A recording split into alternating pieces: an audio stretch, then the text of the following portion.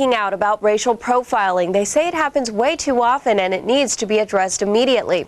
The former police veterans say some precincts give officers quotas for stopping and frisking African Americans and Latinos. They say the practice makes minorities prisoners in their own neighborhoods.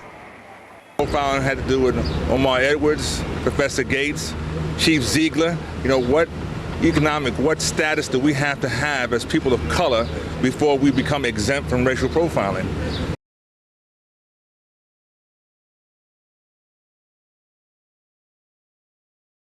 A New York police officer tonight breaking the infamous blue wall of silence and speaking out about something the NYPD has always denied.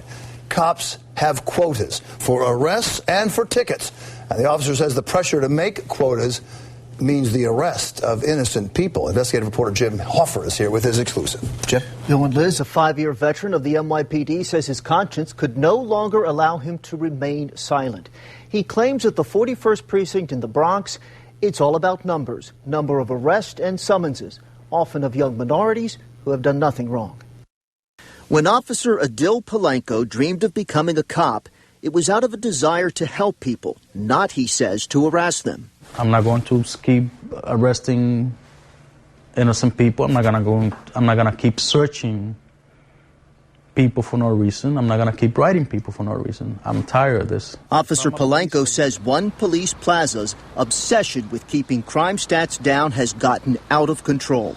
He claims precinct commanders relentlessly pressure cops on the street to make more arrests, give out more summonses, all to show headquarters they have a tight grip on their neighborhoods. Our primary job is not to assist anybody. Our primary job is to get those numbers and come back with them. Why do it? They have to meet the quota. 1 arrest, 20 summonses. Things are not going to get any better. It's going to get a lot worse. This audio recording, exclusively obtained by Eyewitness News, seems to back up Officer Polanco's assertion of a quota. Listen to one officer as he lectures patrolmen during roll call at the 41st Precinct. And if you think 1 in 20 is breaking your up, guess what you're going to be doing? You're going to do a lot more than what you think. In another recording, a patrol supervisor appears to step up the pressure to write more and more summonses. Next week, it could be 25 in one. It could be 35 in one. And guess what? Until you decide you're going to quit this job and go become a piece of hustle man, this is what you're going to be doing until then. We understand each other. He's being clear. The only choice that we have is to do it. You're telling me that they're just stopping people without a reason? Is that what you're saying? We're stopping kids walking from school. We're stopping kids walking upstairs to their house. We were stopping kids from going to the store. Kids, young adults. In order to keep your activity. In order to keep that quota. And it was just treating us like we was criminals. The Colborn brothers say they and 3 other friends were the victims of quotas, all arrested a few months ago after one of them had fallen while racing each other. And they just wanted to arrest us. I told them I fell, but none didn't matter to them. All 5 were accused of engaging in tumultuous and violent conduct that caused public alarm, given a summons for unlawful assembly, and locked up overnight.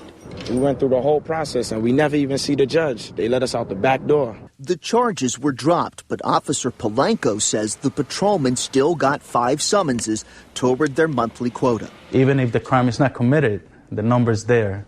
So our choice is to come up with a number. One police plaza declined our request for interviews, but Deputy Commissioner Paul Brown said police officers, like others who receive compensation, are provided productivity goals, and they are expected to work. The consequences will be very strong. Consequences that he says includes loss of overtime, shift change, and denial of days off if an officer fails to make his numbers. And intense pressure that Officer Polanco says leads to bogus summonses. I cannot be more honest than I've been. There's no reason for me to lie. There's no reason for me to get in the trouble I am, because I just could have kept quiet. About a month after Officer Polanco came to us with his story, he was suspended for disobeying orders and pushing his supervisor. It happened after getting into a heated argument for not being allowed to accompany his partner to the hospital after he became ill. Polanco is back at work, but on modified duty, pending the outcome of an investigation. In October, Bill and Liz, Officer Polanco also filed a formal complaint with Internal Affairs. He's worried There'll be more ramifications against him? What do you think? What do you think? What do you think? Good story, Jim. Yeah. Thanks. All right, Jim, thank you.